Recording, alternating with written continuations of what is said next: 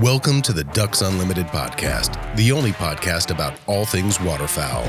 From hunting insights to science-based discussions about ducks, geese, and issues affecting waterfowl and wetlands conservation in North America, we bring the resource to you. The DU Podcast with your host, Dr. Mike Brazier.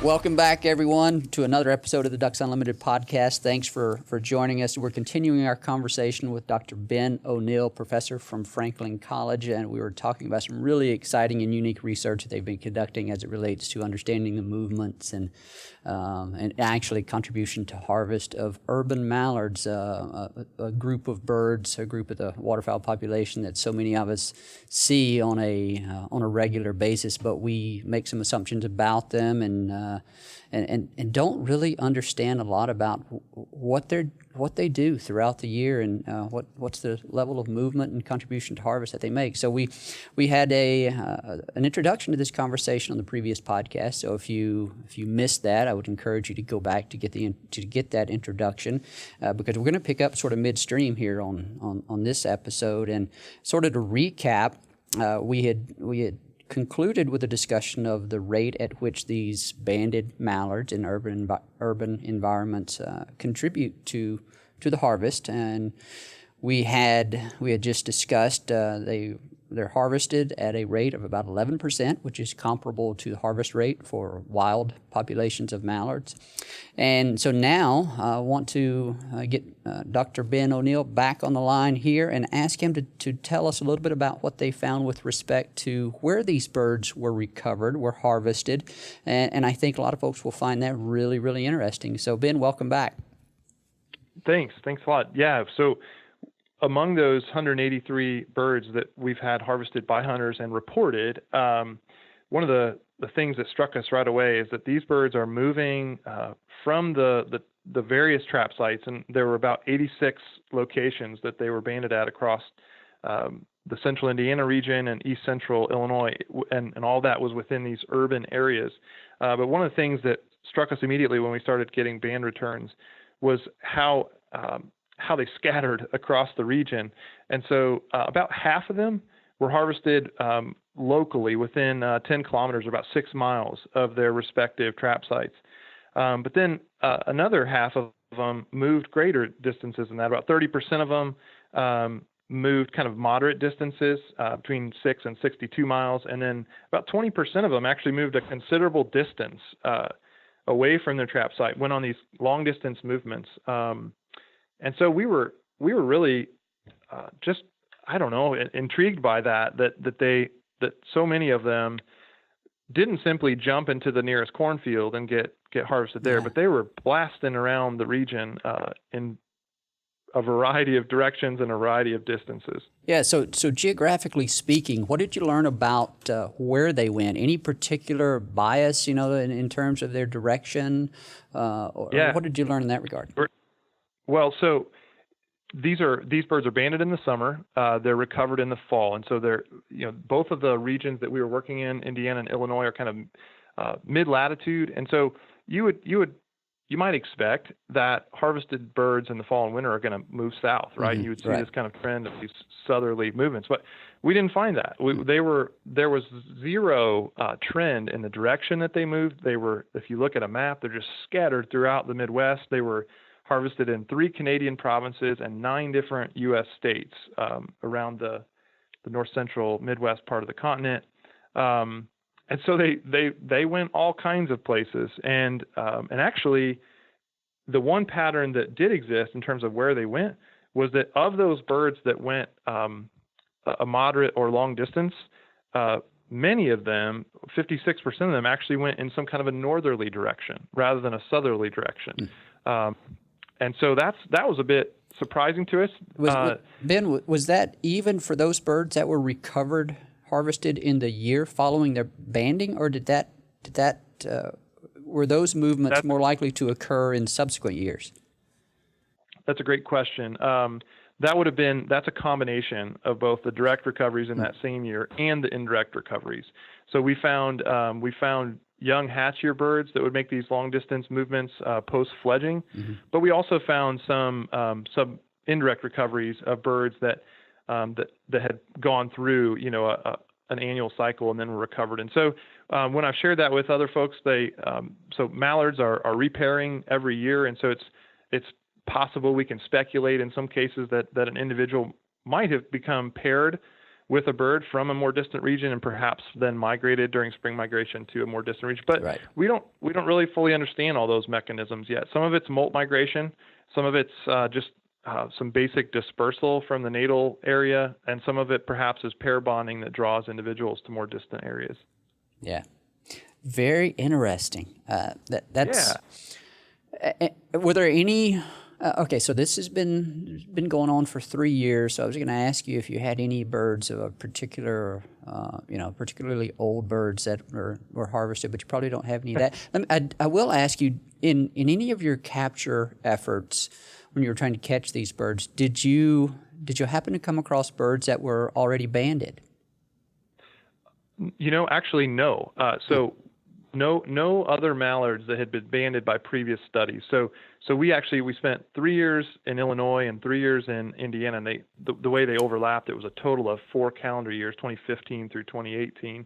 And so we certainly had recaptures that we observed and studied from our own study, but we actually did not encounter a single marked bird from any previous work at all.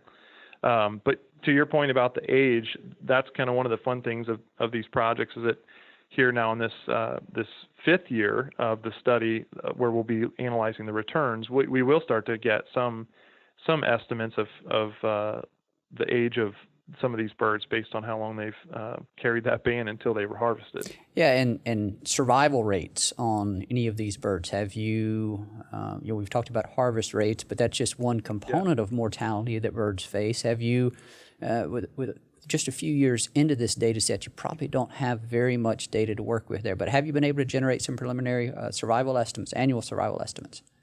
We're really eager to do that. We just now are getting to the sample size where we can, with any kind of integrity, start to estimate that. So here, we just presented some of the initial results at the Duck Symposium that we talked about last episode, and our intention is we have this one more year of the grant to analyze returns, and then our intention will be to kind of complete some of that final analysis, including annual survival rates, and try to publish that work for the public and for the scientific community here. I think that's going to be a fascinating question in itself, to see how those annual survival rates would differ between that urban component, that urban population, and the wild population of mallards. I certainly know what I would hypothesize the result is going to be, but I know what I would have hypothesized coming into the research that you're describing now, and I would have been wrong. Yeah.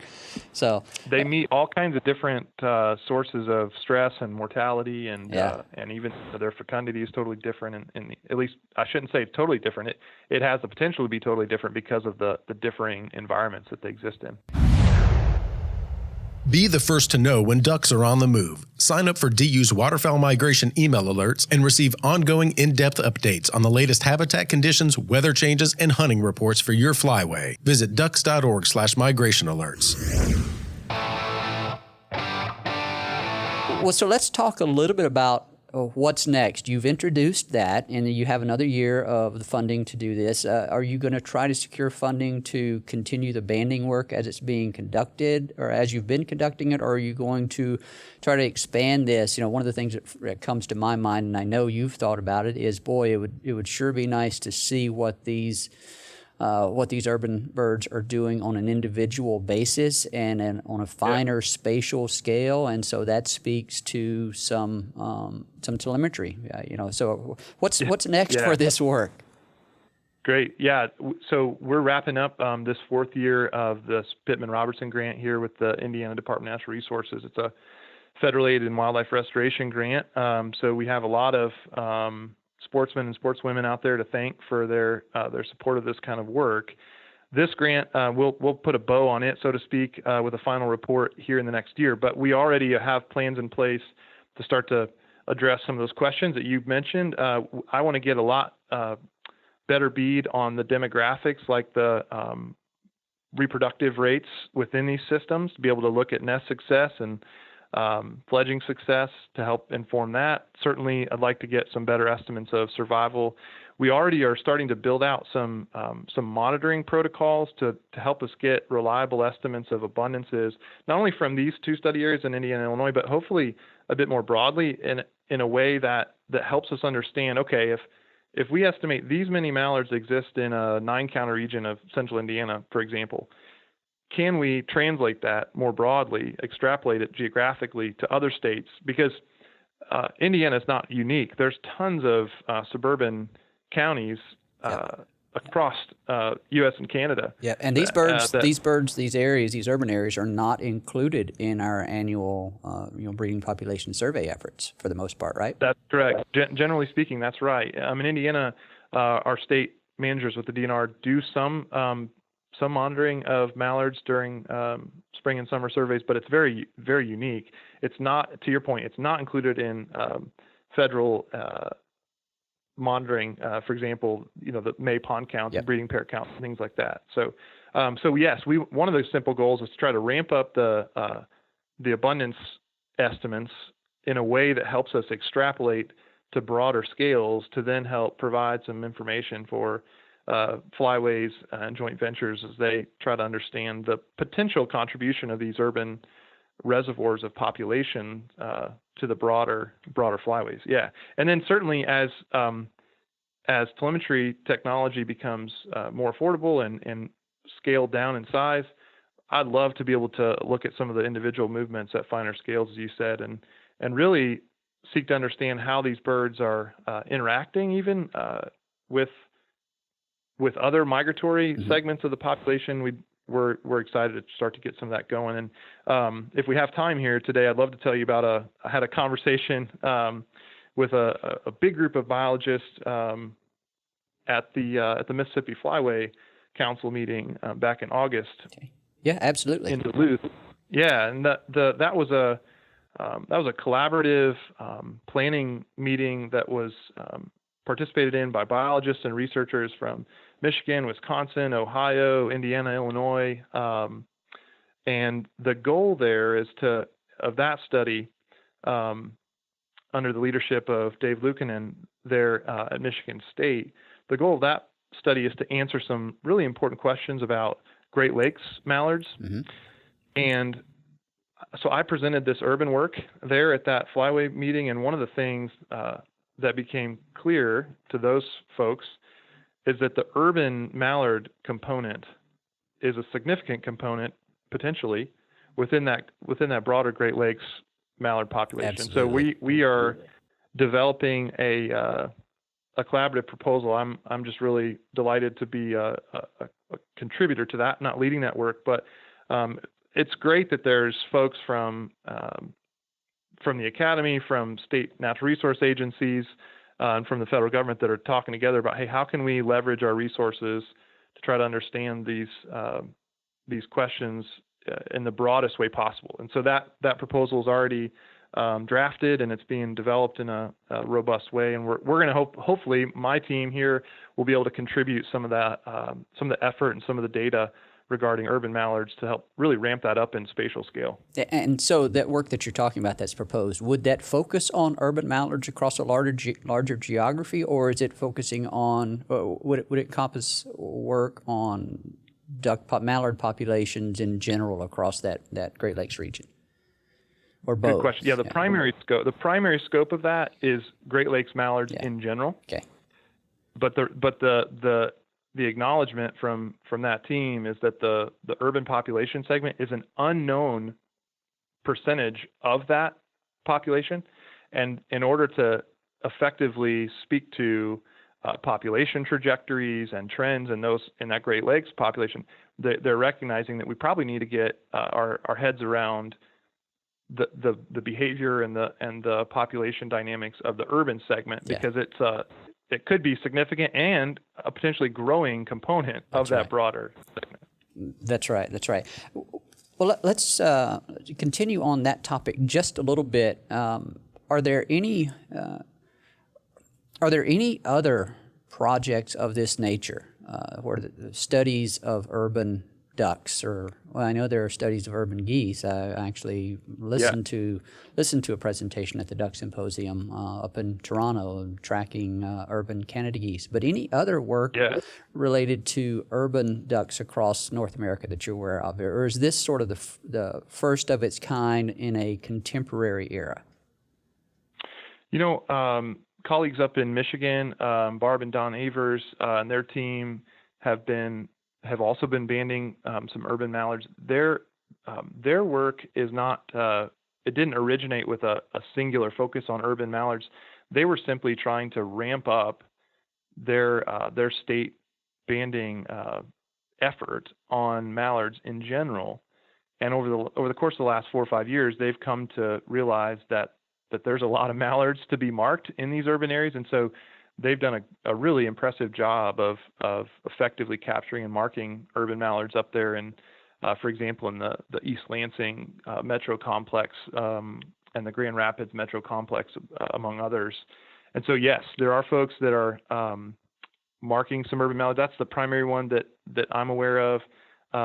I'd be shocked if there weren't some other folks doing a bit of this work on the East Coast and the West Coast, perhaps even in the South. There's just it's really a phenomenon that's, I think, pretty ubiquitous across the continent. And so I think we may be one of the few that are really dialed in on the targeted questions.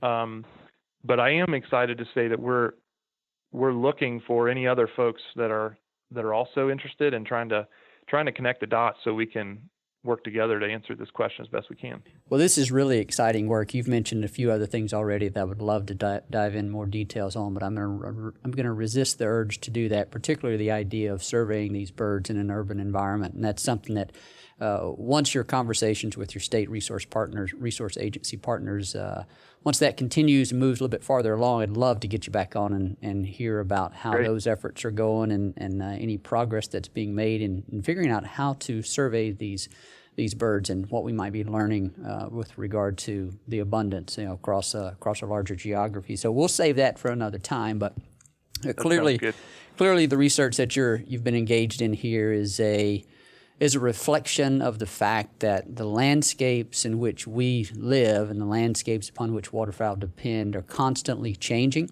Our world is becoming increasingly urbanized, and that affects not only us, but it affects waterfowl habitats, and it affects waterfowl populations. And it affects waterfowl populations, namely mallards and Canada geese, to be some of the most obvious, in a way that's very visible to us. And I think this research provides a great connection for people to the resource. So I'm going to give you sort of the last word here, Ben, and share with us some of your insights on what you think this research means and why it's important to people, why it's important to the waterfowl resource and those that care about it. So what's been some of the biggest takeaways for you from this? Yeah, I appreciate that opportunity. In our experience over those 4 years, we talked to hundreds and hundreds of folks that live in these communities, and we found an overwhelming love for mallards. And one of the takeaways that I didn't expect was just how well suited the mallard is to be a positive catalyst to engage the public in waterfowl conservation and education, environmental education in general. That was really a cool outcome. And then in terms of translating some of this work to hunters and conservationists that are passionate about waterfowl, I love to invite those that I just mentioned to start thinking about ducks and geese in richer ways. So a lot of us, like me, we love to spend time in the wild marshes and prairies of our continent, but we also spend a considerable amount of our time in developed regions. And so I'm just trying to encourage folks to recognize that the birds we interact with in those developed regions are not independent of the birds that we see in these wild, remote natural areas that we all love and fight for and want to conserve. And in fact, there's actually this really cool kind of sophisticated intermingling of these groups of birds. And so just excited to see folks maybe opening their eyes to that reality and providing some data that informs that in really concrete ways. And hopefully as we all are working, I think, to try to protect natural landscapes and try to add habitat in our home regions. But there's a certain amount of development that is just inherent in our society. And so what I'm encouraging others to think about is how can we kind of acknowledge and reconcile that development, and then also make the most of it by appreciating the wildlife that lives there and understanding them, in this case mallards, and then in some cases even appreciating them from a hunting standpoint as they contribute to harvest as well. Yeah, great points, Ben. You and I could talk about this for another half hour, I guarantee you. We haven't even really talked about habitats that you found these birds using and things of that nature, and so we're gonna leave that for yet another time. But but this is. I just invite folks to stay tuned on that. We're eager to share the work, and so we'll try to find as many outlets as we can to share that work for folks that are interested in it. And I'm going to stay in touch with you on it, and we'll probably have you back on once some of this other information has been summarized and the data has been analyzed. So we'll definitely keep in touch on that. Thanks so much for joining us, Ben. This has been fantastic. Thank you for your contributions. Thank you for the work that you're doing to help us better understand waterfowl and waterfowl populations. Hey, my pleasure. Thanks for the opportunity. Thank you for listening to this episode of the DU Podcast. Be sure to rate, review, and subscribe to the show, and visit www.ducks.org/DU Podcast for resources based on today's topics, as well as access to more episodes. Opinions expressed by guests do not necessarily reflect those of Ducks Unlimited. Until next time, stay tuned to the Ducks.